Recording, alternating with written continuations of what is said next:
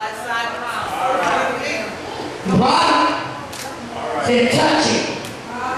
Touch it. Because I believe if you touch it, something going to change. But they didn't know what was going to change. They didn't understand the way we were going to see clearly the first time. Some of us don't see right until God hit us one more good time. So we bring it to our attention, let it know, I am God. I am God all by myself. I don't need nobody else. I am the one that created. I am the one that built. I'm the one that tears down. I'm the one that planted. I'm the one that comes. You can't see clearly until he starts showing you who he really is.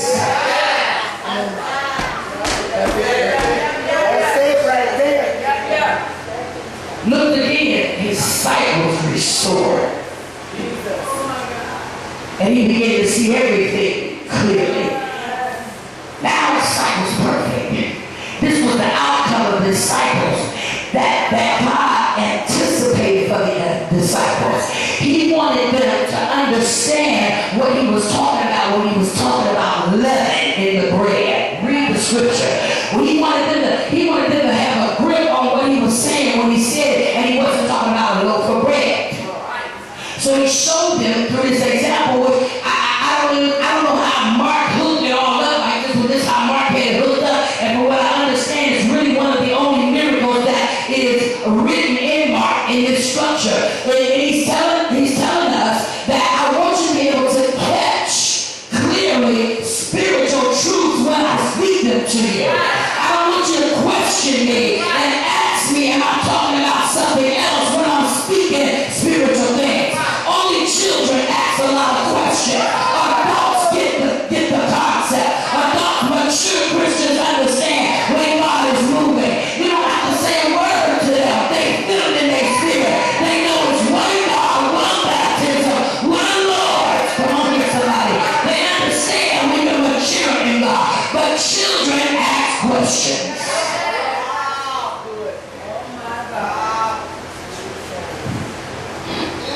Children ask questions because they're not mature enough to understand what's going on around them. Blind people ask questions because they understand I don't know where I'm going unless somebody lead me. So they ask where are we going? We go in this direction. But they bump into, this is what I see, bump into things. When you bump into things, you encounter different things. Come on here. Come on. Come on. Some are good and some. Remember, you're on a journey. Remember, you're on a journey. I don't know anybody that want to live out their journey blind. Bump into stuff. Come on here. Nobody wants to live out this journey blind. At some point in your life, you want to be mature enough to see exactly what God is doing in your life. And not only see what he's doing, but see who you are in the bigger picture. Come on here. You don't want to give up everything, give up all of the things that we call fun, the clubbing, the partying, the drinking, the smoking, and give it all up, and then we find out this ain't what we want. Come on. Come on, I'm talking to you. You want to know that when you walk into this thing, you got enough knowledge and information about what you're walking into that you will throw everything away to get it. That's what you want to know. That's what you want. That's what you really want to give God what he is due. Everything you got. I don't care what you take from me, God. I don't care what you give me as long as I know you gave it to me. If it's what you want me to have, I want it. Come on. Right there. Right there. That's when you are able to see clearly. Right there. Right there. You can see clearly past it. You don't have a doubt about what God is doing in you, Right. through you, Right. for you. Yeah. You got enough sense to look back over your life and your understanding tells you if it wasn't for the Lord who was on my side, I would have been consumed. But when you still think you got a couple of things that you know how to do. That's what I mean when I say you can't see clearly.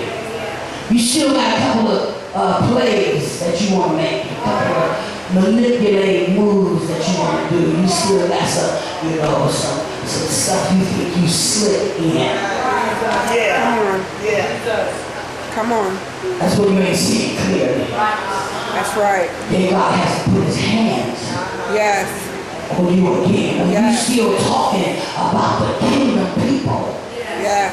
and talking about kingdom activity. Yes.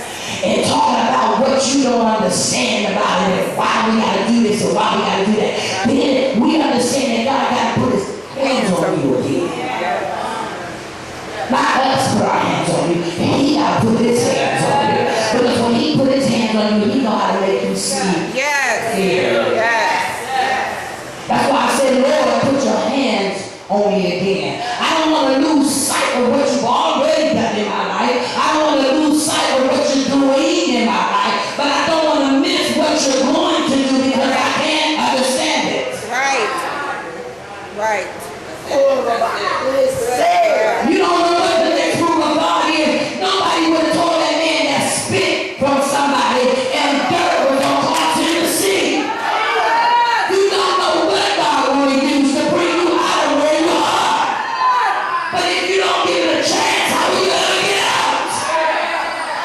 How are you going to get out if you won't deny everything that God wants to do because you don't understand it? If you understood it, then you wouldn't need a God.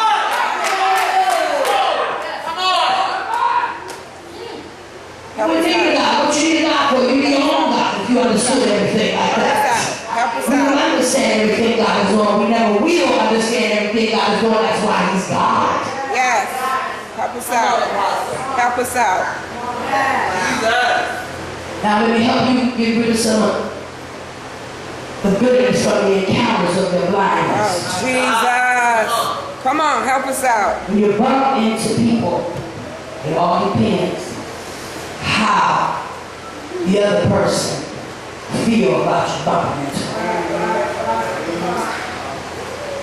That's why we have different encounters. Some of our encounters are positive encounters when we bump into some people. And some of them are negative encounters when we bump into other people according to how that person responds to you bumping into them. Bumped into my husband, 1989, been with him ever since. It was a positive response. I bumped into God. And that encounter was a positive encounter. Then I bumped into people. And some of them was negative encounters. Some of them made me walk away feeling like I was less than. Some of them made me walk away feeling like I was nobody and that God didn't call me and I was confused about what I was doing. But some of them encouraged me and let me know, yes, you are who God says you are. We don't know what the encounter is going to bring. But when you're blind, you don't understand what each encounter is. Right. You gotta get a misunderstanding about the encounters that you bump into, the things that you run into. Why? Because you're blind, because you don't understand what you're looking at. Right.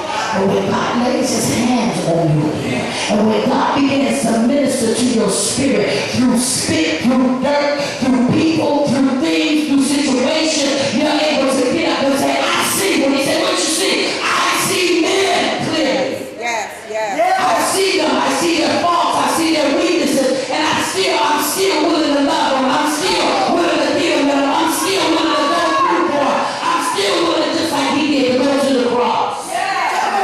Y'all know about it? Just imagine. You know how some people have treated you? And just imagine you going to the cross for them. Just imagine. You go to the cross for them. After they treat you terrible, you still go to the cross for them. Can you imagine that? You know, knowing that they have mistreated you.